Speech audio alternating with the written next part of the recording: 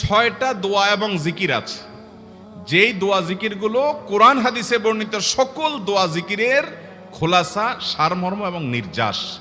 এই 6টাকেও যদি কোনো মুসলমান নিয়মিত আঁকড়ে ধরে, তাহলে কোরআন এবং হাদিসের যত দোয়া এবং জিকির আছে কেমন যেন তার নির্যাসটা নিয়মিত সে আমল করলো। বলবো সেগুলা?